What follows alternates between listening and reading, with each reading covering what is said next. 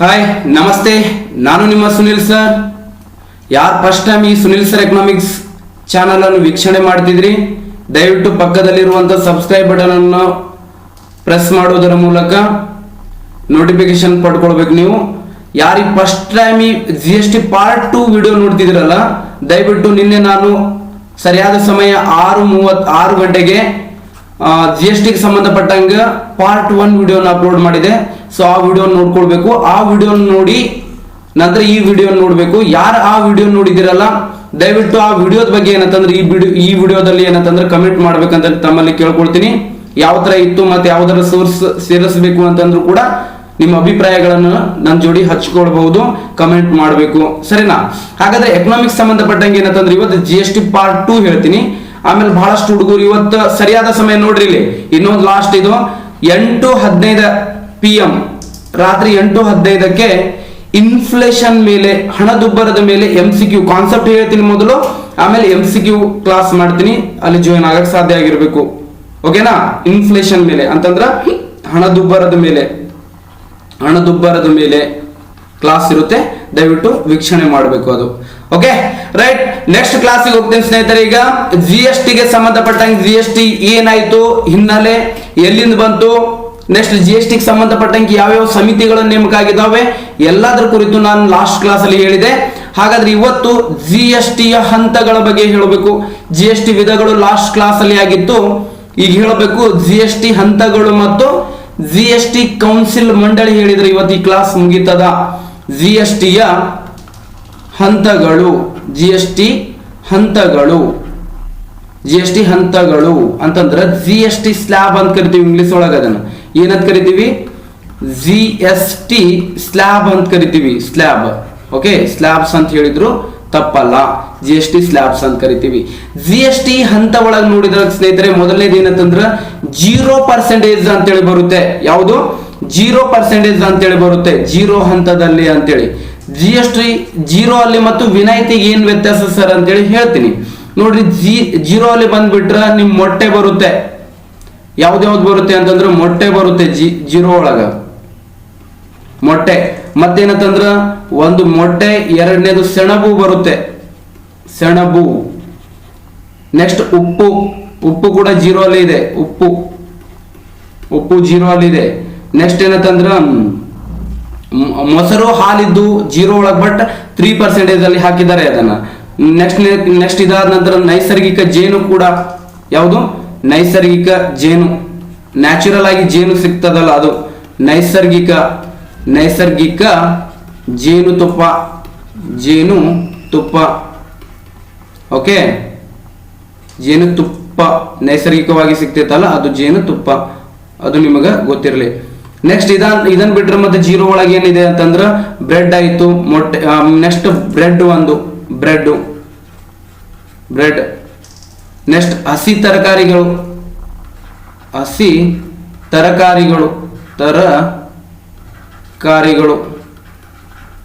Next 7ನೇದು ಹಣ್ಣುಗಳು, ಎಲ್ಲ ತರದ ಹಣ್ಣುಗಳು. ನೆಕ್ಸ್ಟ್ ಹೂಗಳಿಗೂ ಕೂಡ ಏನಂತಂದ್ರೆ ವಿನಾಯಿತಿ ಕೊಟ್ಟಿವಿ, ಹೂಗಳು. ನೆಕ್ಸ್ಟ್ ಹೇಳ್ಬೇಕಂತಂದ್ರೆ ಬೇಗ ನಶಿಸಿ ಹೋಗುವ ಸರಕುಗಳು, ಹಾಲು ಮತ್ತು ಮೊಸರನ್ನು ಹೊರತುಪಡಿಸಿ. ಓಕೆ, ಬೇಗ ನಶಿಸಿ ಹೋಗುವ ಸರಕುಗಳು ಎಲ್ಲ ಇದ್ರೊಳಗೆ ಬರ್ತವೆ, ಈ 0 ಸ್ಲ್ಯಾಬ್ ಅಲ್ಲಿ ಬರ್ತಾವೆ ಅಂತೇಳಿ ಹೇಳ್ಬಹುದು. ನೆಕ್ಸ್ಟ್ ಇದನ್ನ ಬಿಟ್ರೆ ನೆಕ್ಸ್ಟ್ ಬರೋದು ನಿಮಗ 3% ಒಳಗೆ ಯಾವ್ಯಾವ ಬರ್ತಾವೆ. GST 3% ಒಳಗ, 3% ಒಳಗೆ ಈಗ ಏನಂತಂದ್ರ ಹಾಲು ಇದೆ ರೀ, ಹಾಲು. ನೆಕ್ಸ್ಟ್ ಮೊಸರು.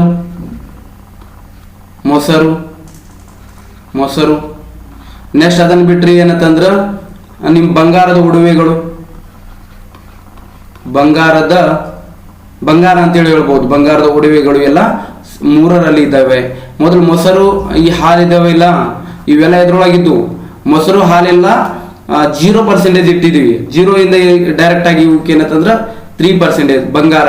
ಮತ್ತು ನಿಮ್ ಪ್ಲಾಟಿನಮ್ ಏನಂತಂದ್ರ ಒಡವೆಗಳು, ಎಲ್ಲ ತರಹದ ಒಡವೆಗಳು, ಎಲ್ಲ ತರಹದ ಆಭರಣಗಳು, ಎಲ್ಲ ತರಹದ ಆಭರಣಗಳು, ಗಳು. ಓಕೆ, ಕಾಸ್ಟ್ಲಿ ಆಗಿರುವಂತಹ ಆಭರಣಗಳ ಮೇಲೆ ನಾವು 3% ಮಾತ್ರ ಹಾಕ್ತಿವಿ. ಓಕೆ, ನೆಕ್ಸ್ಟ್ ಏನಂತಂದ್ರೆ 5% ಅಂತೇಳಿ ಒಂದು ಬರುತ್ತೆ ಸ್ನೇಹಿತರೆ. ಯಾವುದು? 5% ಅಂತೇಳಿ ಬರುತ್ತೆ. ಈ 5 ಒಳಗೆ ಯಾವ್ಯಾವ ಇದಾವ್ರಿ? ಓಕೆ, 5 ಅಲ್ಲಿ ಬಂದ್ಬಿಟ್ರೆ ಯಾವ್ಯಾವ ಬರ್ತಾವೆ ನೋಡುವ. ನಿಮಗೆ GST ಸ್ಲ್ಯಾಬ್ ಅಲ್ಲಿ ಇನ್ನೂ ಗೊತ್ತಿರಬೇಕು ನಿಮಗೆ, ಲಾಸ್ಟಿಗೆ ಹೇಳ್ತೀನಿ ನಿಮಗೆ GST ಸ್ಲ್ಯಾಬ್ ಅಲ್ಲಿ ಏನೇನು ಬರ್ತಾವೆ ಅಂತ. GST ಸ್ಲ್ಯಾಬ್ 5% ಒಳಗೆ ಯಾವ್ಯಾವ ಬರ್ತಾವೆ ನೋಡೋಣ. ನೋಡ್ರಿ, 5 ಅಲ್ಲಿ ಬಂದ್ಬಿಟ್ರೆ ಏನಂತಂದ್ರ ಒಂದೇದಿದೆ ರೀ, ಯಾವ್ದು ಅಂತಂದ್ರ ಸಕ್ಕರೆ. ಸಕ್ಕರೆ ಇದೆ 5 ಅಲ್ಲಿ. ನೆಕ್ಸ್ಟ್ ಎಣ್ಣೆ, ನೀವು ಅಡಿಗೆಯಲ್ಲಿ ಎಣ್ಣೆ ಬಳಸ್ತಿರಲ್ಲ, ಎಣ್ಣೆ ಏನಂತಂದ್ರ ಹೇರ್ ಆಯಿಲ್ ಇದು ಎಣ್ಣೆ, ಅದು ಅಡಿಗೆ ಎಣ್ಣೆ ಮೇಲೆ ಏನಂತಂದ್ರ ಮತ್ತೆ 12% ಹಾಕ್ತಾರೆ. ನೆಕ್ಸ್ಟ್ ಏನಂತಂದ್ರೆ ಮೂರನೇದು ಏನಂತಂದ್ರೆ ಕಾಫಿ. 4th ಒನ್ ಮೇಲೆ ಏನಂತಂದ್ರೆ ಕಲ್ಲಿದ್ದಲು ಮೇಲೆ ಹಾಕ್ತಾರೆ. ಕಲ್ಲಿದ್ದಲು 5% ಇದೆ. ನೆಕ್ಸ್ಟ್ ಏನಂತಂದ್ರೆ ಚಹಾ ಮತ್ತು ಚಹಾ. ಓಕೆ, ಇದಾದ ನಂತರ ಚಹಾ ಆದ ನಂತರ ನೆಕ್ಸ್ಟ್ ಬರೋದು ನಿಮಗ ಇದು ಏನಂತಂದ್ರ ಕರೆಕ್ಟ್ ಮೂಡುವಲ್ ತಡ್ರಿ ಒಂದು ನಿಮಿಷ.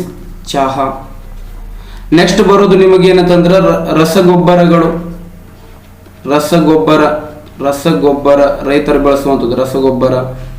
ನೆಕ್ಸ್ಟ್ 7ನೇದು ಬಂದ್ಬಿಟ್ರ ಯಾವ್ದು ಬರುತ್ತೆ ಇದ್ರೊಳಗ ಅಂತಂದ್ರೆ ಔಷಧಗಳು ನೋಡಾದವೆ.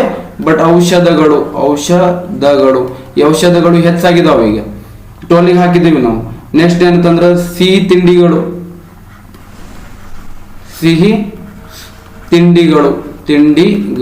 ಓಕೆ, ಇವೆಲ್ಲ 5% ಒಳಗೆ ಬರ್ತಾವ್ರಿ. ನೆಕ್ಸ್ಟ್ ಇದಾದ ನಂತರ 12 ಅಂತೇಳಿ ಬರುತ್ತೆ. 12ರೊಳಗೆ ಯಾವ್ಯಾವ ಬರ್ತಾವ್ರಿ? 12ರೊಳಗೆ ಯಾವ್ದು ಬರ್ತಾವ? ಶೇಕಡ 12ರಲ್ಲಿ ಬರ್ತಾವ್ರಿ ಹನಿ ನೀರಾವರಿ ವ್ಯವಸ್ಥೆ ಪ್ರಾಡಕ್ಟ್ಗಳು ಎಲ್ಲ. ಹನಿ ನೀರಾವರಿ ವ್ಯವಸ್ಥೆ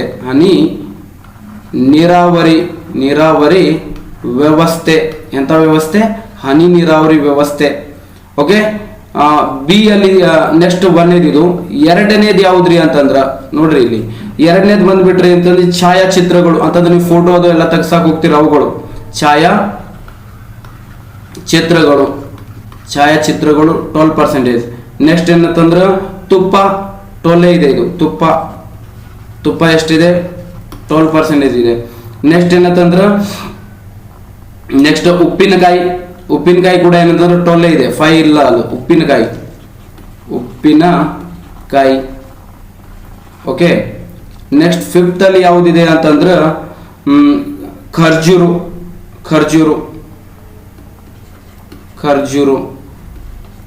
ಡ್ರೈ ಫ್ರೂಟ್ಸ್ ಬರ್ತೈತಿ ಇದು ಖರ್ಜೂರು. ಆಮೇಲೆ ಅಂಜೂರ್ ಇದು ಕೂಡ ಏನಂತಂದ್ರ 12% ಒಳಗೆ ಇರೋದನ್ನು ನಾವು ನೋಡ್ತೀವಿ. ಓಕೆ, ನೆಕ್ಸ್ಟ್ ಅದನ್ನು ಬಿಟ್ರಿ ಅಂತಂದ್ರ ಮಾವಿನ ಹಣ್ಣು ಮತ್ತೆ ಹಣ್ಣುಗಳಿಗೆ ಏನಂತ ಹಾಕಿರ್ಲಲ್ಲ ಸರ್, ಬಟ್ ಇಲ್ಲಿ ಮಾವಿನ ಹಣ್ಣಿಗೆ ಏನಂತಂದ್ರ ಹಾಕಿದ್ದಾರೆ. ಓಕೆ, ಮಾವಿನ ಹಣ್ಣು ಮೇಲೆ ಹಾಕಿದ್ದಾರೆ. ಕೆಲವು ಹಣ್ಣುಗಳಿಗೆ ವಿನಾಯಿತಿ ಕೊಟ್ಟಿದೀವಿ ನಾವು, ಬಾಳೆಹಣ್ಣು ಅವೆಲ್ಲ. ಓಕೆ, ದ್ರಾಕ್ಷಿ ಹಣ್ಣು ಅವುಗಳ ಮೇಲೆ ಕೂಡ ಇದು ಇಲ್ಲ. ಓಕೆ, ನೆಕ್ಸ್ಟ್ ಎಲ್ಲ ಇತರ ಎಲ್ಲ ಕೊಬ್ಬಿನ ಪದಾರ್ಥಗಳ ಮೇಲೆ ಕೂಡ 12% ಹಾಕ್ತಿವಿ. ಯಾವ ಪದಾರ್ಥಗಳು? ಕೊಬ್ಬಿನ ಪದಾರ್ಥಗಳು ಇವೆಲ್ಲ ಕೇಳಂಗಿಲ್ಲ ನಿಮ್ಗೆ, ಆದ್ರೂ ಕೂಡ ನಿಮ್ಗೆ ಏನಂದ್ರೆ ಸಮಾಧಾನಕರ ಬಹುಮಾನ ಇವು ತಿಳ್ಕೊಳ್ಬೇಕು. ಯಾಕಂತಂದ್ರೆ GST ಸ್ಲ್ಯಾಬ್ ಒಳಗ ನಿಮ್ಗೆಲ್ಲ ಗೊತ್ತಿರಬೇಕು, GST ಸ್ಲ್ಯಾಬ್ ಒಳಗ GST ಹಂತ ಒಳಗ 1300 ಪ್ಲಸ್ ಗೂಡ್ಸ್ಗಳು ಬರ್ತವೆ ಮತ್ತೆ 500 ಪ್ಲಸ್ ಸರ್ವಿಸ್ಗಳು ಬರ್ತವೆ ನೋಡಿ. 1300 ಪ್ಲಸ್ ಗೂಡ್ಸ್, 500 ಪ್ಲಸ್ ಏನು ಬರ್ತವೆ? ಸರ್ವಿಸ್ಗಳು ಬರ್ತವೆ. ಎದ್ರೊಳಗೆ ಬರ್ತವೆ? GST ಸ್ಲ್ಯಾಬ್ ಒಳಗ. ಇದ್ರೊಳಗೆ ಯಾವ್ದಂತ ಕೇಳ್ಬೇಕು ಅವ್ರು ಅಂತ. ಏನಂತಂದ್ರೆ ಯಾವ್ದ್ರೊಳಗೆ ಏನು ಬರ್ತಾವೆ ಅಂತೇಳಿ ಕ್ವಶನ್ ಕೇಳಂಗಿಲ್ಲ ನಿಮಗ, ಬಟ್ ನೀವು ನೆನ್ಪಿಟ್ಕೊಳ್ಬೇಕಷ್ಟೇ ಯಾವ್ದು ಅಂತೇಳಿ. ನೀವು ನಾಳೆ essay ರೈಟಿಂಗ್ ಎಲ್ಲ ಬರಿಬೇಕಂತಂದ್ರೆ ಇವೆಲ್ಲ ಎಕ್ಸಾಂಪಲ್ ಹಾಕಿ ಬರಿಬೇಕು. ನೆಕ್ಸ್ಟ್ ಏನಂತಂದ್ರ 18% ಒಳಗೆ ಯಾವ್ಯಾವ ಬರ್ತಾವೆ ನೋಡ್ರಿ. ಈಗ 18% ಒಳಗೆ ಬಂದ್ಬಿಟ್ರಿ ಅಂತಂದ್ರೆ ಬಟ್ಟೆ ಒಗೆಯುವ ಯಂತ್ರ, ವಾಷಿಂಗ್ ಮಿಷಿನ್ ಅಂತ ಕರಿತೀವಿ. ಬಟ್ಟೆ ಒಗೆಯುವ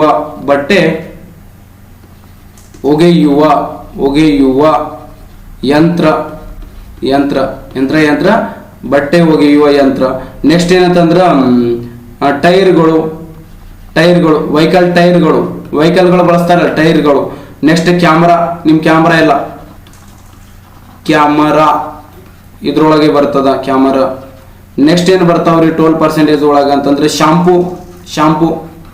ಶಾಂಪು ನಿಮ್ ಉದ್ದಕ್ಕೆ ಆಗ್ಬೇಕು. ಬೋಳು ತಲೆಗಳಿಗೆ ಏನಂತಂದ್ರೆ ಕೂದಲ ಉದ್ದಕ್ಕೆ ಆಗ್ಬೇಕಂದ್ರೆ ಶಾಂಪು ಹಚ್ಕೊಳ್ಳೋದು, ರೈಟ್. ನೆಕ್ಸ್ಟ್ ಮಿಶ್ರ ಮಸಾಲ. ಯಾವ ಮಸಾಲ ಪದಾರ್ಥಗಳು, ಮಿಶ್ರ ಮಸಾಲ ಪದಾರ್ಥ ಮಿಶ್ರ ಮಸಾಲ ಅನ್ನೋಕ್ಕಿಂತ ಮಸಾಲೆ ಅನ್ಬೇಕು. ಅದಕ್ಕೆ ಏನು ಮಸಾಲೆ ಪದಾರ್ಥ. ಮಸಾಲೆ ಬೋಲೆ तो ಹಿಂದಿ में हो जाएगा वो ಮಸಾಲೆ ಪದಾರ್ಥಗಳು. ಓಕೆ, ಮತ್ತೇನೇನು ಬರ್ತಾವ್ರಿ ಸರ್ ಇದ್ರೊಳಗೆ ಅಂತಂದ್ರೆ ಜೈವಿಕ ಅನಿಲ. ಓಕೆ, ನಿಮ್ ಗ್ಯಾಸ್ಗಳೆಲ್ಲ ಜೈವಿಕ ಅನಿಲ ಇದ್ರೊಳಗೆ ಬರ್ತಿತ್ತಂದ್ರ ಇದ್ರೊಳಗೆ ಬರ್ತಾವೆ ಜೈವಿಕ ಅನಿಲ.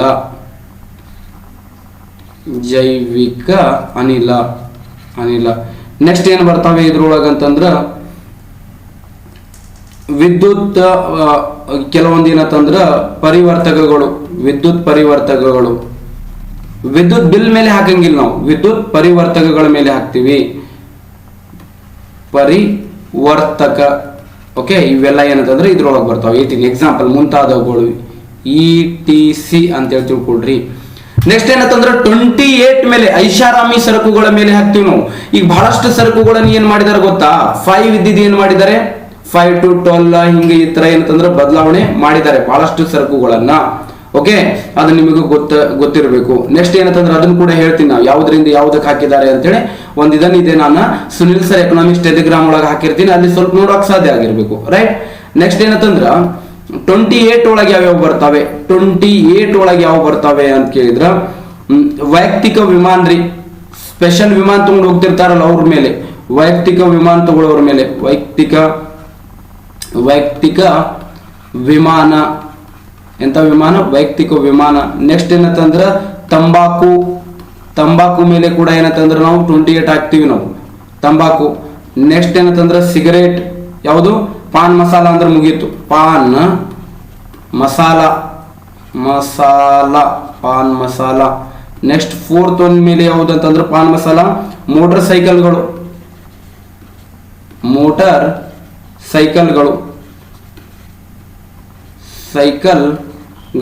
ಎಲ್ಲ ಮೋಟರ್ ಸೈಕಲ್ಗಳು ಇದ್ರೊಳಗೆ ಬರ್ತವೆ. ನೆಕ್ಸ್ಟ್ 5th ಒನ್ ಇದ್ರೊಳಗೆ ಏನಂತಂದ್ರ ಸಿಗರೇಟ್. ಯಾವುದು, ಸಿಗರೇಟ್ಗಳು ಕೂಡ ಇದ್ರೊಳಗೆ ಬರ್ತಾವೆ. ನೆಕ್ಸ್ಟ್ 6ನೇದು ಯಾವುದು ಅಂತಂದ್ರ ಮಾರ್ಬಲ್ಸ್ ರೀ. ಮಾರ್ಬಲ್ಸ್ ಕೂಡ ಎಲ್ಲ ಇದ್ರೊಳಗೆ ಬರ್ತವೆ. ಎಲ್ಲ ಮಾರ್ಬಲ್ಸ್ಗಳು, ಎಲ್ಲ ತರಹದ ಮಾರ್ಬಲ್ಸ್ಗಳು. Next ಏನಂತಂದ್ರ marbles ಗ್ರಾನೈಟ್ಸ್ಗಳು. ಯಾವುದು, ಗ್ರಾನೈಟ್ಸ್ಗಳು. ಓಕೆ, ಎಲ್ಲ ಇದ್ರೊಳಗೆ ಬರ್ತಾವೆ. ನೆಕ್ಸ್ಟ್ ಏನಂತಂದ್ರ ವಿಹಾರ ನೌಕೆಗಳು. ಎಂತ ನೌಕೆಗಳು, ವಿಹಾರ ನೌಕೆಗಳು ಅಂದ್ರೆ ಗೊತ್ತಾಗ್ತದೆ ನಿಮ್ಗ. ಈಗ ನೀವು ಏನಂತಂದ್ರ ವಿಹಾರ ನೌಕೆಗಳು. ಈಗ ಟೂರಿಸ್ಟಿಗೆ ಏನಂತಂದ್ರೆ ಈಗ ನೀವು ವಿಹಾರ ನೌಕೆ ಅಂತಂದ್ರ ಹಡಗುಗಳ ಮೂಲಕ ಏನಂತಂದ್ರೆ ನೀವು ಟ್ರಿಪ್ಪಿಗೆ ಹೋಗ್ಬೋದು. ನಿಮ್ಗೆ ನೀರಾಗ ಕರ್ಕೊಂಡು ಹೋಗಿ ಬಿಟ್ಟು ಬರ್ತಾರ ಅಲ್ಲಿ ಒಳಗೆ ಹೋಗಿ ವಿಹಾರ ನೌಕೆಗಳು ಅಂತ ಕರಿತೀವಿ. ಇವೆಲ್ಲ ಎದ್ರೊಳಗೆ ಬರ್ತಾವೆ ಅಂತಂದ್ರ 28 ಒಳಗೆ ಬರೋದನ್ನ ನಾವು ನೋಡ್ತೀವಿ. ನೆಕ್ಸ್ಟ್ ಇದಾದ ನಂತರ ನೋಡ್ರಿ, ಇತ್ತೀಚೆಗೆ ಏನಂತಂದ್ರ ಬಾಡಿಗೆ ಮನೆ ಮೇಲೆ ಕೂಡ ಏನಂತಂದ್ರ ಟ್ಯಾಕ್ಸ್ ಹಾಕುವಂತದನ್ನ ಏನಂತಂದ್ರ ನಿರ್ಣಯವನ್ನು ಕೈಗೊಳ್ತಿದ್ದಾರೆ. ಬಾಡಿಗೆ ಮನೆ ಮೇಲೆ ಕೂಡ ಇನ್ಮೇಲೆ ಏನಂತಂದ್ರ ಟ್ಯಾಕ್ಸ್ ಹಾಕೋರಂತೆ. ನೋಡಪ್ಪಿ, ಬಾಡಿಗೆ ಮನೆ ಮೇಲೆ ಕೂಡ ಎಷ್ಟು ಅಂತಂದ್ರೆ 18% ಟ್ಯಾಕ್ಸ್ ಹಾಕ್ತಿವಿ ಅನ್ನತ್ತಾರೆ. ಈ ಕೆಲವೊಂದು ಸರಕುಗಳನ್ನ ಏನಂತಂದ್ರ ಮೊಸರು ಮಜ್ಜಿಗೆ ನೋಡ್ರಿ, ಕರೆಕ್ಟ್. ಮೊಸರು ಮಜ್ಜಿಗೆ ಎಲ್ಲಿ ಹಾಕ್ಯಾರ ನೋಡ್ರಿ. ಮೊಸರು 3% ಇಲ್ಲ. ಈಗ ಹೊಸದಾಗಿ ಅಪ್ಡೇಟ್ ಆಗಿರುವಂತದ್ದು ಮೊಸರು 3 ಅಂತ ಹೇಳಿದ್ನಲ್ಲ, ಮೊಸರು 3 ಮೊದಲು ಹಾಕ್ತಿವಿ ಅಂತ ಹೇಳಿದ್ರು. 3ರಿಂದ ಮೊಸರು ಮಜ್ಜಿಗೆ ಮೇಲೆ ಏನ್ ಮಾಡಿದಾರೆ ಗೊತ್ತಾ, ಮೊಸರು ಮಜ್ಜಿಗೆ. ನೆಕ್ಸ್ಟ್ ಏನಂತಂದ್ರ ಲಸ್ಸಿ, ಇವುಗಳ ಮೇಲೆ ಏನ್ ಮಾಡಿದ್ದಾರೆ 5% ಹಾಕಿದ್ದಾರೆ. 0 ಇತ್ತು ಅದನ್ನ 5 ಮತ್ತು 3 ಮಾಡ್ಬೇಕಂದಿದ್ರು, 3 ಮಾಡ್ಲಿಲ್ಲ, 5% ಹಾಕಿದ್ರು. ನೆಕ್ಸ್ಟ್ ಅಕ್ಕಿ, ಗೋಧಿ, ಜೋಳ ಇವೆಲ್ಲ ನಿಮ್ಗೆ ಏನಂತಂದ್ರ ಸುನಿಲ್ ಸರ್ ಎಕನಾಮಿಕ್ಸ್ ಒಳಗೆ ಏನಂತಂದ್ರ ಈಗ ನೀವ್ ಏನಂತಂದ್ರ ನೋಡಕ್ ಸಾಧ್ಯ ಆಗಿರ್ಬೇಕು. ಅಲ್ಲಿ ನಾನು ನಿಮ್ಗೆ ಏನಂತಂದ್ರ ಶೇರ್ ಮಾಡ್ತಿದ್ದೀನಿ. ಅಲ್ಲಿ ಏನಂದ್ರೆ ಟೆಲಿಗ್ರಾಮ್ ಚಾನಲ್ ಇದೆ ನಮ್ದು, ಯಾವ್ಯಾವ ಚೇಂಜ್ ಆಗಿದಾವೆ ಅಲ್ಲಿ ಏನಂತಂದ್ರೆ ನೋಡಕ್ ಸಾಧ್ಯ ಆಗಿರ್ಬೇಕು, ಸರಿನಾ. ಯಾವ್ಯಾವ್ದು ಏನಂತಂದ್ರೆ 0 ಇಂದ 5 ಹಾಕ್ಯಾರ, ಎಲ್ಲಿಗೆ ಹಾಕ್ಯಾರ ಅಂತೇಳಿ ನಿಮ್ಗೆ ಗೊತ್ತಾಗ್ತದ, ಅಲ್ಲಿ ನೋಡ್ಕೊಳ್ಬೇಕು, ಸರಿನಾ. ನೆಕ್ಸ್ಟ್ ಏನಂತಂದ್ರ ಇಂಪಾರ್ಟೆಂಟ್ ಕಾನ್ಸೆಪ್ಟ್, GST ಇಂದ ವಿನಾಯಿತಿಗೆ ಒಳಪಟ್ಟ ಸರಕುಗಳು. ಯಾವ್ಯಾವ ಸರಕುಗಳನ್ನು GST ಇಂದ ವಿನಾಯಿತಿ ಅಂತಂದ್ರೆ GST ಹಾಕಂಗಿಲ್ಲ ಅದನ್ನ GST ಇಂದ ವಿನಾಯಿತಿಗೆ ಒಳಪಟ್ಟ GST ಇಂದ ವಿನಾಯಿತಿಗೆ ಒಳಪಟ್ಟ ಸರಕುಗಳು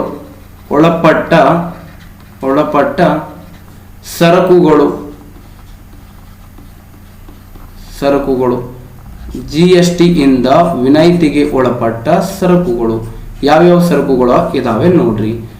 ಒಂದೇದ್ ಬಂದ್ಬಿಟ್ರಿ ಏನಂತಂದ್ರ ಆಲ್ಕೋಹಾಲ್ ಮೇಲೆ ಹಾಕಂಗಿಲ್ಲ ನಾವು. ನೆಕ್ಸ್ಟ್ ಆಲ್ಕೋಹಾಲ್ ಮೇಲೆ ಹಾಕಂಗಿಲ್ಲ, ಪೆಟ್ರೋಲ್ ಮೇಲೆ ಕೂಡ ಹಾಕಂಗಿಲ್ಲ. ಇಂಪಾರ್ಟೆಂಟ್ ನೋಡ್ರಿ, ಇದು ಬಹಳಷ್ಟು ಇಂಪಾರ್ಟೆಂಟ್, ಬಹಳಷ್ಟು ಎಕ್ಸಾಮ್ ಒಳಗೆ ಕೇಳ್ಯಾರೆ, ನೆನಪಿಟ್ಕೊಳ್ಬೇಕು. Alcohol, petrol. ಮೂರನೇದು ಡೀಸೆಲ್. ನಾಲ್ಕನೇದು ನೈಸರ್ಗಿಕ ಅನಿಲ ಅಂತಂದ್ರೆ ನ್ಯಾಚುರಲ್ ಗ್ಯಾಸ್. ನೆಕ್ಸ್ಟ್ ಏನಂತಂದ್ರ ಐದನೇದು ವಿಮಾನಗಳಲ್ಲಿ ಬಳಸುವ ತೈಲ. ವಿಮಾನಗಳು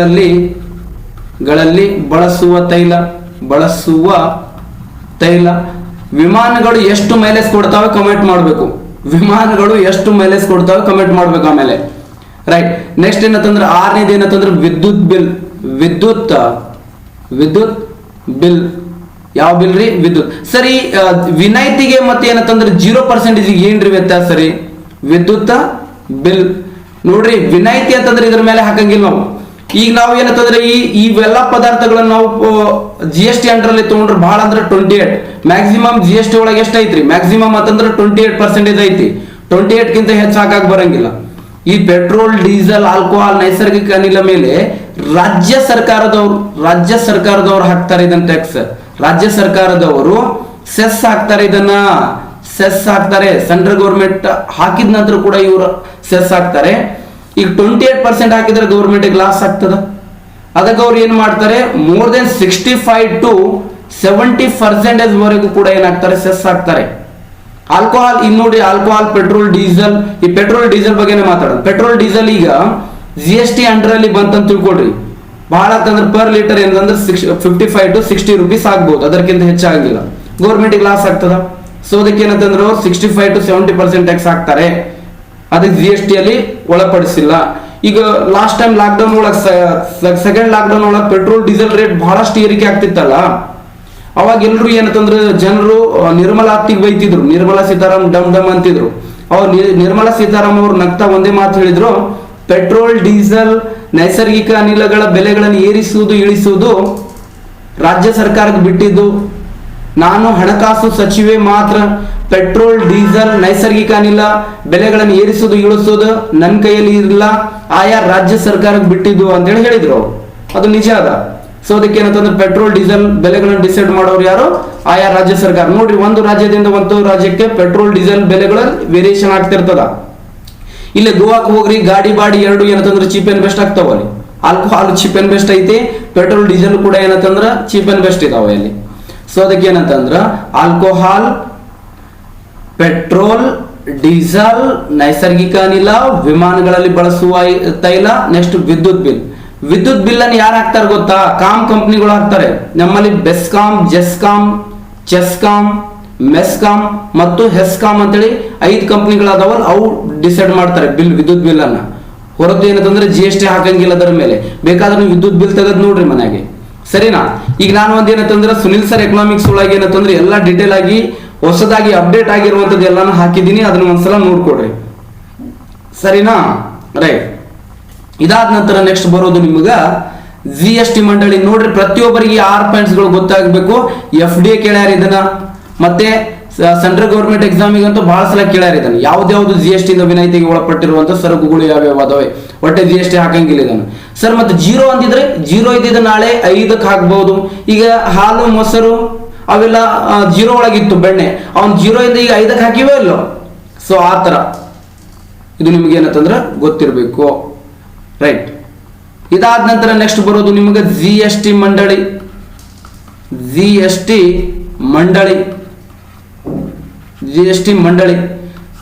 ಮಂಡಳಿ ಅಂತ ಕರಿತೀವಿ. GST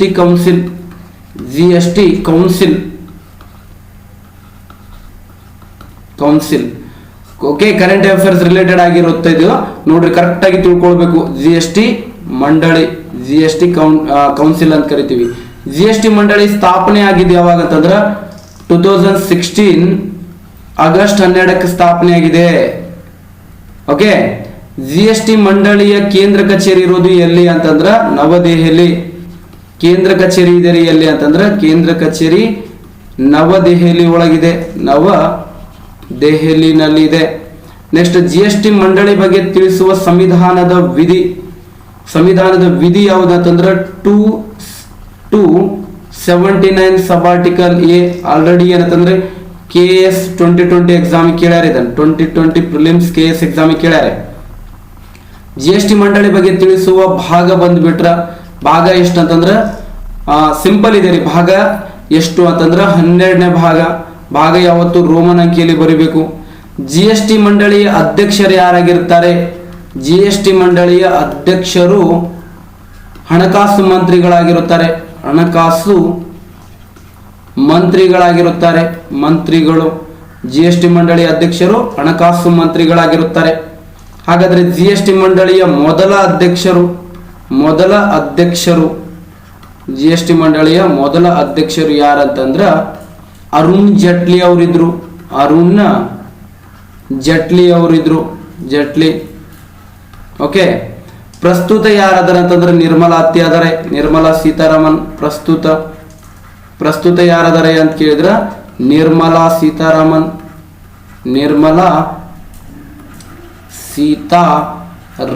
ಅವರು ಇದ್ದಾರೆ. ಎಂತ ರಾಮನ್?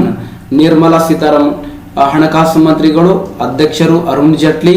ಪ್ರಸ್ತುತ ಅಧ್ಯಕ್ಷರು ಯಾರಾದ್ರ ನಿರ್ಮಲಾ ಸೀತಾರಾಮನ್. ಇವ್ರು ವ್ಯಕ್ತಿಗತವಾಗಿ ಬಂದ್ಬಿಟ್ರ 28ನೇ ಭಾರತದ ಹಣಕಾಸು ಮಂತ್ರಿ ಇವರು. 20th FM ಅಂತೇಳಿ ಹೇಳ್ಬೋದು ವ್ಯಕ್ತಿಗತವಾಗಿ. ಮೊದಲನೇದವ್ರು ಲಿಯಾಖತ್ ಅಲಿ ಖಾನ್ ಇದ್ರು. ಓಕೆನಾ? ನೆಕ್ಸ್ಟ್, ಇದ್ರ ಮೊದಲ ಅಧ್ಯಕ್ಷರು ಯಾರಾಗಿದ್ರು ಅಂತಂದ್ರೆ ಅರುಣ್ ಜೇಟ್ಲಿ. ಎರಡನೇ ಅಧ್ಯಕ್ಷರು ಯಾರಾದ್ರ ಅಂತಂದ್ರೆ ನಮ್ಮ ನಿರ್ಮಲಾ ಸೀತಾರಾಮನ್ ಆಗಿರುವುದನ್ನ ನಾವು ನೋಡ್ತೀವಿ. ಇಲ್ಲಿ GST ಮಂಡಳಿಯಲ್ಲಿರುವ ಸದಸ್ಯರ ಸಂಖ್ಯೆ ಎಷ್ಟು? ಸದಸ್ಯರ ಸಂಖ್ಯೆ ಇದೆ ರೀ. ಇಲ್ಲಿ 33 ಜನ ಸದಸ್ಯರಿದ್ದಾರೆ. ಸದಸ್ಯರ ಸಂಖ್ಯೆ 33 ಜನ ಸದಸ್ಯರಿರೋದನ್ನ ನಾವು ನೋಡ್ತೀವಿ. ಈ 33 ಜನರಲ್ಲಿ ಎಲ್ಲಿಂದ ನೇಮಕ ಆಗ್ಯಾರ ನೋಡೋಣ. ಈಗ ನೋಡ್ರಿ, ಈ 33 ಜನ ಸದಸ್ಯರಲ್ಲಿ ಕರೆಕ್ಟ್ ಆಗಿ ತಿಳ್ಕೊಳಕ್ ಸಾಧ್ಯ ಆಗಿರ್ಬೇಕು. ಬೇರೆ ಪೆನ್ ತಗೊಳ್ಳೋಣ ಇದನ್ನು. ಓಕೆ, ಈ 33 ಜನ ಸದಸ್ಯರಲ್ಲಿ 28 ಜನ ಸದಸ್ಯರು ಎಲ್ಲ ರಾಜ್ಯಗಳ ಹಣಕಾಸು ಮಂತ್ರಿಗಳಾಗಿರುತ್ತಾರೆ. ಎಲ್ಲ ರಾಜ್ಯಗಳ ಹಣಕಾಸು ಮಂತ್ರಿಗಳಾಗಿರುತ್ತಾರೆ. ಹಣಕಾಸು ಮಂತ್ರಿಗಳು ಆಗಿರುತ್ತಾರೆ.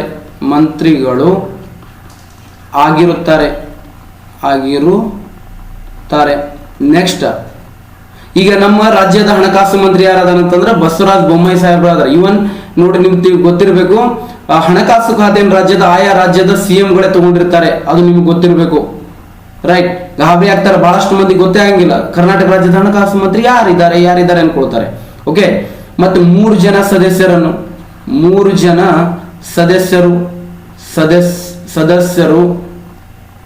ಸದಸ್ಯರು ವಿಧಾನಸಭೆಯನ್ನು ಹೊಂದಿದ ಕೇಂದ್ರಾಡಳಿತ ಪ್ರದೇಶಗಳಿಂದ ನೇಮಕ ಆಗಿರುತ್ತಾರೆ. ಸದಸ್ಯರು ವಿಧಾನಸಭೆಯನ್ನು ಹೊಂದಿದ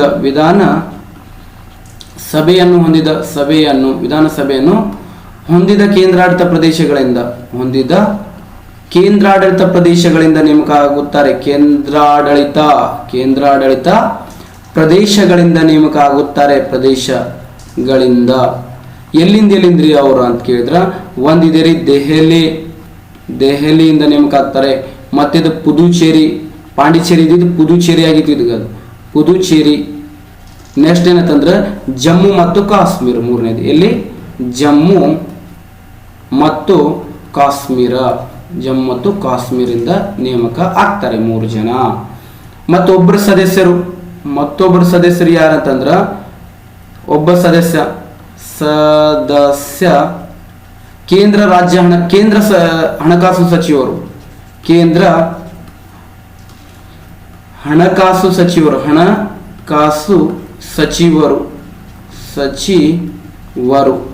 ನೋಡ್ರಿ, ಒಬ್ಬ ಸದಸ್ಯರು ಯಾರು? ಕೇಂದ್ರ ಹಣಕಾಸು ಸಚಿವರು. ಪ್ರಸ್ತುತ ಆದರೆ ನಿರ್ಮಲಾ ಸೀತಾರಾಮನ್ ನೋಡ್ರಿ, ಅಧ್ಯಕ್ಷರಿಗೆ ಸೇರಿಸಿದ್ರ 33 ಜನ, ಅಧ್ಯಕ್ಷರಿಗೆ ಬಿಟ್ರ 33 ಜನ. ನೆಕ್ಸ್ಟ್ ಮತ್ತೊಬ್ಬ ಸದಸ್ಯರು ಯಾರಂತಂದ್ರ ಕೇಂದ್ರ ರಾಜ್ಯ ಹಣಕಾಸು ಸಚಿವರು. ನೋಡ್ರಿ ಈ ಕಡೆ ನೆಕ್ಸ್ಟ್ ಸೈಡಿಗೆ ಬರಿತೀನಿ. ನೆಕ್ಸ್ಟ್ ಏನಂತಂದ್ರ ಮತ್ತೊಬ್ಬ ಸದಸ್ಯ, ಒಬ್ಬ ಜನ ಸದಸ್ಯರು ಯಾರು ನೇಮಕ ಆಗ್ತಾರೆ ಅಂತ ಕೇಳಿದ್ರ ಒಬ್ಬ ಸದಸ್ಯ ಕೇಂದ್ರ ರಾಜ್ಯ ಹಣಕಾಸು ಮಂತ್ರಿಗಳಾಗಿರುತ್ತಾರೆ. ಕೇಂದ್ರ ರಾಜ್ಯ ಹಣಕಾಸು ಮಂತ್ರಿಗಳಾಗಿರ್ತಾರೆ. ರಾಜ್ಯ ಹಣಕಾಸು ಮಂತ್ರಿಯಾಗಿರುತ್ತಾರೆ. ಮಂತ್ರಿ ಪ್ರಸ್ತುತ ಯಾರಾದರೆ ಕೇಂದ್ರ ರಾಜ್ಯ ಹಣಕಾಸು ಮಂತ್ರಿ ಅಂತಂದ್ರ ಪಂಕಜ್ ಚೌಧರಿ ಅಂತ ಹೇಳಿದ್ದಾರೆ. ಪಂಕಜ್ ಚೌಧರಿ ಅಂತೇಳಿ ಇದ್ದಾರೆ. ಓಕೆ, GST ಮಂಡಳಿ. ನೆಕ್ಸ್ಟ್ GST ಮಂಡಳಿಯ ಎಲ್ಲ ಸಭೆಗಳು, GST ಮಂಡಳಿಯ ಎಲ್ಲ ಸಭೆಗಳು ಹಣಕಾಸು ಮಂತ್ರಿಗಳ ಅಧ್ಯಕ್ಷತೆಯಲ್ಲಿ ನಡೀತಾವೆ ಅಂತಂದ್ರೆ FM ಗಳ ಅಧ್ಯಕ್ಷತೆಯಲ್ಲಿ ನಡೀತಾವೆ.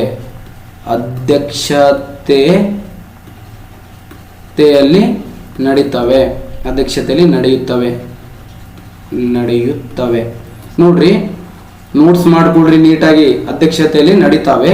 ಇಲ್ಲಿವರೆಗೆ ಎಷ್ಟು ಅಂತಂದ್ರೆ GST ಮಂಡಳಿಯ ಇಲ್ಲಿವರೆಗೆ ಒಟ್ಟು ಎಷ್ಟು ಅಂತಂದ್ರ 47 ಸಭೆಗಳಾಗಿದ್ದಾವೆ. 47 ಸಭೆಯಾಗಿದ್ದಾವೆ ಇಲ್ಲಿವರೆಗೆ. ಎಷ್ಟು? 47 ಸಭೆಗಳು ಆಗಿದ್ದಾವೆ. ಈ 47ನೇ GST ಮಂಡಳಿಯ 47ನೇ ಸಭೆ ಬಗ್ಗೆ ನೋಡೋಣ. ನೋಡ್ರಿ ಪಿ, GST ಮಂಡಳಿಯ 40ನೇ ಸಭೆ ಅಂತ ಕೇಳಿದ್ರ GST ಮಂಡಳಿಯ 47ನೇ ಸಭೆ. GST ಮಂಡಳಿಯ 47ನೇ ಸಭೆ. GST ಮಂಡಳಿಯ 47ನೇ ಸಭೆ ಎಲ್ಲಿ ನಡೀತು ಅಂತಂದ್ರ ಚಂಡೀಗಢ ಒಳಗೆ ನಡೆದಿತ್ತು. ಎಲ್ಲಿ ನಡೆದಿತ್ತು? ಚಂಡೀಗಢ ಒಳಗೆ ನಡೆದಿರೋದನ್ನು ನೋಡ್ತೀವಿ ನಾವು. ಚಂಡೀಗಢ ಒಳಗೆ ನಡೆದಿತ್ತು. ಓಕೆ, ಇದರ ಅಧ್ಯಕ್ಷತೆಯನ್ನು ವಹಿಸಿಕೊಂಡವರು ಯಾರಂತಂದ್ರ ನಿರ್ಮಲಾ ಸೀತಾರಾಮನ್. ಅಧ್ಯಕ್ಷರು ಯಾರಾಗಿದ್ರು? ನಿರ್ಮಲಾ ಸೀತಾರಾಮನ್. ನೋಡಿ ಕೇಳ್ತಾರೆ, GST ಮಂಡಳಿಯ 47ನೇ ಸಭೆ ಎಲ್ಲಿ ನಡೆದಿತ್ತು ಅಂತಂದ್ರೆ ಚಂಡೀಗಢ.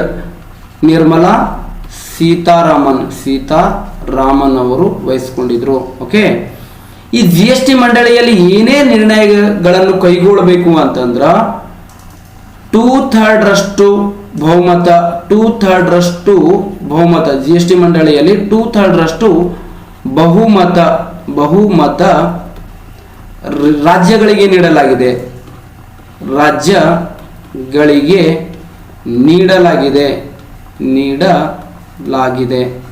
ನೆಕ್ಸ್ಟ್ GST ಮಂಡಳಿಯಲ್ಲಿ ನೋಡ್ರಿ, ಈ 28 ಜನ ಸದಸ್ಯರಾದಾರಲ್ಲ, ಈ 28 ಜನ ಸದಸ್ಯರಲ್ಲಿ ನೋಡ್ರಿ ಏನೇರೇ ಬದಲಾವಣೆ ತರಬೇಕು ಅಂತಂದ್ರೆ 28 ಮಂದಿ ಸದಸ್ಯರಾದ್ರಲ್ಲ, ಅದ್ರೊಳಗೆ ಏನಂತಂದ್ರೆ ಪ್ರತಿ 3 ಜನರಲ್ಲಿ ಇಬ್ಬಿಬ್ರು ಜನರು ಏನಂತಂದ್ರೆ ಒಪ್ಪಿಗೆ ಕೊಡಬೇಕು ಅಂದಾಗ ಮಾತ್ರ ಸಕ್ಸಸ್ ಆಗ್ತಿತ್ತು ಅದು. ಓಕೆ, ನೆಕ್ಸ್ಟ್ ಏನಂತಂದ್ರ 2/3 ಬಹುಮತ ರಾಜ್ಯಗಳಿಗೆ ನೀಡಲಾಗಿದೆ. ನೆಕ್ಸ್ಟ್ ಏನಂತಂದ್ರೆ 1/3 ಬಹುಮತ ಕೇಂದ್ರಾಡಳಿತ ಪ್ರದೇಶಕ್ಕೆ ನೀಡಲಾಗಿದೆ. ಬಹುಮತ ಕೇಂದ್ರಾಡಳಿತ ಪ್ರದೇಶಗಳಿಗೆ ನೀಡಲಾಗಿದೆ. ಕೇಂದ್ರ ಆಡಳಿತ ಪ್ರದೇಶಗಳಿಗೆ ಪ್ರದೇಶಕ್ಕೆ ನೀಡಲಾಗಿದೆ. ಈಗ ಈ ಕೇಂದ್ರಾಡಳಿತ ಪ್ರದೇಶದಿಂದ 3 ಜನ ನೇಮಕ ಆಗ್ಯಾರಲ್ಲ, ದೆಹಲಿ, ಪುದುಚೇರಿ ಮತ್ತೇನಂತಂದ್ರೆ ಅಂಡಮಾನ್ ನಿಕೋಬಾರ್. ಆ 3 ಜನ ಸದಸ್ಯರಲ್ಲಿ ಒಬ್ರು ಮಾತ್ರ ಒಪ್ಪಿಗೆ ಕೊಟ್ರೆ ಸಾಕು, ಸಕ್ಸಸ್ ಆಗ್ತದ, ಅದು ಪಾಸ್ ಆಗ್ಬಿಡ್ತೈತೆ. ಅದು GST ಮಂಡಳಿಯಲ್ಲಿ ಮಸೂದೆ ಮಾಡಿದ್ದು, ಸರಿನಾ? ನೆಕ್ಸ್ಟ್ ಕೆಲವೊಂದು GSTಗೆ ಸಂಬಂಧಪಟ್ಟಂಗೆ ಕೆಲವೊಂದು ಏನಂತಂದ್ರ ವಿಧಿಗಳು ಬರ್ತಾವ್ರಿ. ವಿಧಿಗಳ ಬಗ್ಗೆ ಗೊತ್ತಿರಬೇಕು ನಿಮಗ. ಈಗಾಗಲೇ ಹೇಳಿದೆ ನಾನು ನಿಮಗ 279 ಸಬ್ ಆರ್ಟಿಕಲ್ ಎ ಹೇಳಿದೆ ನಿಮಗ GST ಮಂಡಳಿ ಬಗ್ಗೆ. ಯಾವುದ್ರ ಬಗ್ಗೆ? GST ಮಂಡಳಿ ಬಗ್ಗೆ ಹೇಳಿದೆ ನಾನು ನಿಮಗ, ಮಂಡಳಿ. ನೆಕ್ಸ್ಟ್ 269 ಆಲ್ರೆಡಿ ಇದು ಕೂಡ ಹೇಳಿ ನಿಮಗೆ. 269 ಸಬ್ ಆರ್ಟಿಕಲ್ ಎ ಎದ್ರ ಬಗ್ಗೆ ಹೇಳುತ್ತೆ ಅಂತಂದ್ರ IGST ಬಗ್ಗೆ ಹೇಳುತ್ತೆ. ಯಾವುದ್ರ ಬಗ್ಗೆ? IGST ಬಗ್ಗೆ ತಿಳಿಸುತ್ತದೆ. Okay, next 250 sub article A 250 sub article A ಜಿಎಸ್ಟಿಗೆ ಸಂಬಂಧಿಸಿದಂತೆ ಜಿಎಸ್ಟಿಗೆ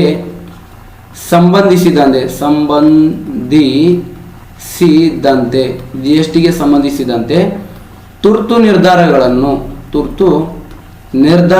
ಕೈಗೊಳ್ಳಲು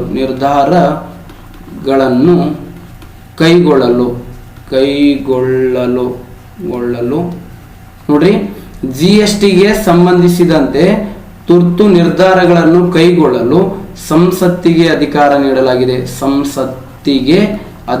ನೀಡಲಾಗಿದೆ. ಸಂಸತ್ತು ಬಂದ್ಬಿಟ್ರೆ ಏನೇನು ಇರ್ತೈತಿ ನಿಮ್ಗೆ ಗೊತ್ತೈತಿ. ನಿಮ್ಗೆ ಸಂಸತ್ತು ಅಂತಂದ್ರೆ ಇಲ್ಲಿ ಸಂಸತ್ತು ಒಳಗೆ ಯಾರು ಬರ್ತಾರೆ, ಸಂಸತ್ತು ಬಂದ್ಬಿಟ್ರ ಯಾರು ಅಂತಂದ್ರೆ ಸಂಸತ್ತು ಬಗ್ಗೆ ತಿಳಿಸುವ ವಿಧಿ ಎಷ್ಟನೇ ವಿಧಿ 79 ಸಂಸತ್ತದ ಬಗ್ಗೆ ಹೇಳ್ತದ. 79ನೇ ವಿಧಿ ಸಂಸತ್ ಬಗ್ಗೆ ಹೇಳುತ್ತೆ. ನೆಕ್ಸ್ಟ್ ಇದ್ರೊಳಗೆ ಸಂಸತ್ ಒಳಗ ಲೋಕಸಭೆ ಬರುತ್ತೆ, ಲೋಕಸಭೆ ಅಂತೇಳಿ ಬರುತ್ತೆ. ಲೋಕಸಭೆ ಬಗ್ಗೆ ತಿಳಿಸುವಂತ ಆರ್ಟಿಕಲ್ ಯಾವುದು ಅಂತಂದ್ರೆ 81 ಆರ್ಟಿಕಲ್ 81ನೇ ವಿಧಿ ಹೇಳುತ್ತೆ. ನೆಕ್ಸ್ಟ್ ರಾಜ್ಯಸಭೆ ಅಂತೇಳಿ ಬರುತ್ತೆ ಇಲ್ಲಿ ಲೋಕಸಭೆ, ನೆಕ್ಸ್ಟ್ ರಾಜ್ಯಸಭೆ ಅಂತೇಳಿ ಬರುತ್ತೆ. ರಾಜ್ಯಸಭೆ ಬಗ್ಗೆ ತಿಳಿಸುವ ಆರ್ಟಿಕಲ್ 80 ಆರ್ಟಿಕಲ್ 80ನೇ ವಿಧಿ ಹೇಳುತ್ತೆ. ನೆಕ್ಸ್ಟ್ ಯಾರು ಬರ್ತಾರೆ ಅಂತಂದ್ರೆ ರಾಷ್ಟ್ರಪತಿಗಳು ಬರ್ತಾರೆ ಸಂಸತ್ತಿನಲ್ಲಿ. ರಾಷ್ಟ್ರಪತಿ ಓಕೆ. ಇದು ಒಂದ್ಸಲ IAS ಕ್ವಶನ್ ಆಗಿತ್ತು. IAS ಎಕ್ಸಾಮ್ ಒಳಗ ಸಂಸತ್ತು ಏನನ್ನು ಒಳಗೊಂಡಿದೆ ಅಂತ. ಇದನ್ನ IAS ಆದ ನಂತರ PSI ಕೇಳಿದ್ರು, ಇದನ್ನ FDA ಕೇಳಿದ್ರು, SDA ಕೇಳಿದ್ರು, ಇನ್ನು ಫಾರೆಸ್ಟ್ ಗಾರ್ಡ್ ಕೇಳಿದ್ರು. ಬಹಳಷ್ಟು ಎಕ್ಸಾಮ್ ಒಳಗೆ ರಿಪೀಟೆಡ್ ಕ್ವಶನ್ ನೋಡ್ರಿ, ಸಂಸತ್ತು ಏನನ್ನು ಒಳಗೊಂಡಿದೆ, ಸಂಸತ್ತು ಬಗ್ಗೆ ತಿಳಿಸುವ ವಿಧಿ ಕೇಳ್ಯಾರೆ, ಲೋಕಸಭೆ, ಇವೆಲ್ಲ ಇಂಪಾರ್ಟೆಂಟ್ ಆಗಿರುತ್ತೆ ನೋಡ್ರಿ. ನೆಕ್ಸ್ಟ್ 279 ಇದಾದ ನಂತರ ನೆಕ್ಸ್ಟ್ ನಿಮ್ಗ ಲಾಸ್ಟ್ ವಿಧಿ 246 sub article A. 246 sub article A ಎದ್ರ ಬಗ್ಗೆ ಹೇಳುತ್ತೆ ಅಂತಂದ್ರ 246 ಸಬ್ ಆರ್ಟಿಕಲ್ ಎ ಜಿಎಸ್ಟಿಗೆ ಸಂಬಂಧಿಸಿದಂತೆ ಕೇಂದ್ರ ಮತ್ತು ರಾಜ್ಯಗಳಿಗೆ 246 ಸಬ್ ಆರ್ಟಿಕಲ್ ಎ ಜಿಎಸ್ಟಿಗೆ ಸಂಬಂಧಿಸಿದಂತೆ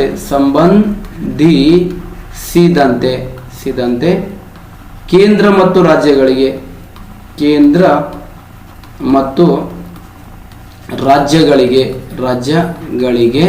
ಸಮಾನವಾದ ಅಧಿಕಾರ ಕೊಡಬೇಕಂತೇಳಿ ಹೇಳಿತ್ತು. ಸಮಾನವಾದ ಅಧಿಕಾರ ನೀಡಬೇಕು